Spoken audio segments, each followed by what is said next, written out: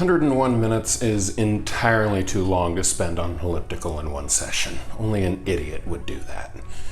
Speaking of whom, welcome to the Time Treadmill. I'm Ron, and these are my sweaty thoughts about Doctor Who.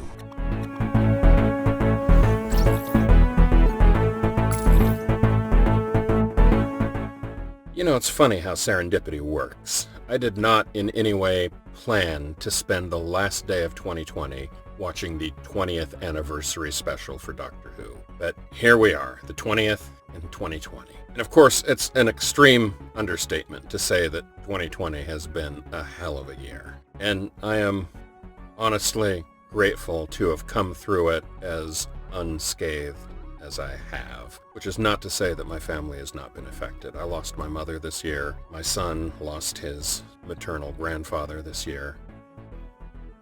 I have so many friends who have lost their jobs, lost everything. And I don't need to tell you about the rest of the year. And all I can say is, on the one hand, good riddance to 2020, but if Doctor Who has taught me anything, it's to hold out hope. And I really do sincerely believe that out of the ashes of 2020 can come great things in 2021. In my own life, I've just begun a new job. I'm going through a transition period there, and 2021 will show me firmly established, hopefully, in this new position for a very long time.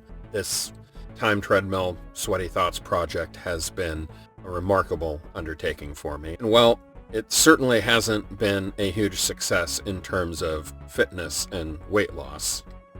I would say it also hasn't been a disaster in that I have basically remained stable in my weight for a year now, which, again, when I started this project, I lost a tremendous amount of weight in a very short period of time. And like most people who lose a significant amount of weight, I began gaining quite a bit of it back, although the vast majority of people gain all of it and then some within a year. And I am still, coming up on 4 years on, have never regained all of the weight.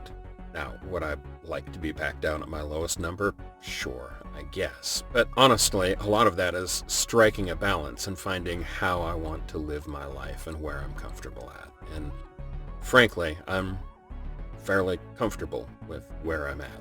I'm grateful to have a family that I love, what remains of them. I'm grateful for my son's continued health.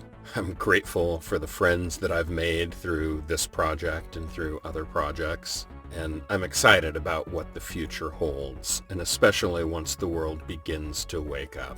I think realistically, we're still in for the very worst of it for the next couple of months, but truly by the summer of 2021, I expect to see a renaissance throughout the world, and I'm really excited to see that. All of that is rambling introspection. Let's talk about Doctor Who and the 20th anniversary special. The Five Doctors is a remarkable achievement in the history of Doctor Who. And yes, a great deal of it is fan service by design. But I think fan service well done. This was the final televised script written by Terrance Dicks, who's legendary in the history of Doctor Who.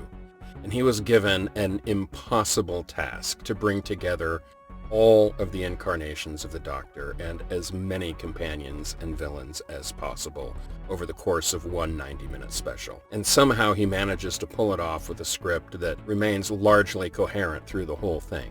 Not surprisingly, Tom Baker declined to return to the show so soon after his departure, and so his participation in the story is really limited to outtakes from Shada that at that point had never been aired. And so it's really the Five Doctors in name only. It's really 1, 2, 3, and 5.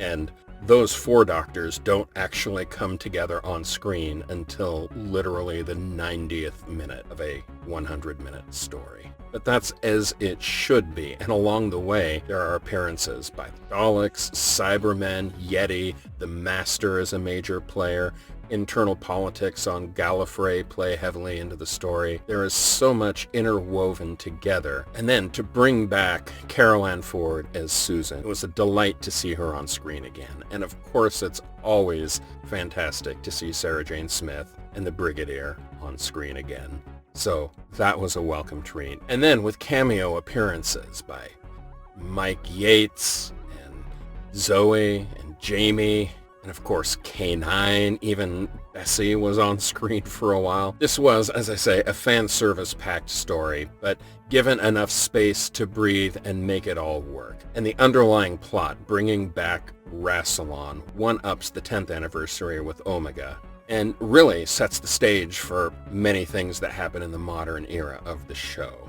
I really don't know what else to say about this story that hasn't already been said far better elsewhere, other than to say it was a complete delight to work myself to exhaustion for 101 minutes to watch this remarkable story on the last day of the year. Tomorrow I bring in a new year with a new season. Tomorrow night is the first new episode of Doctor Who in ages, and will probably be the last new episode of Doctor Who for ages. Who knows when the current series will actually finish filming and be able to be aired, given the current filming situation. So I feel like I'm ringing out the old year, ringing in the new year in exactly the style that I would have hoped. So on that note, I'd like to wish all of you, my dear imaginary viewers, a very happy new year. And my sincere hope that 2021 becomes a fantastic year for you and your family.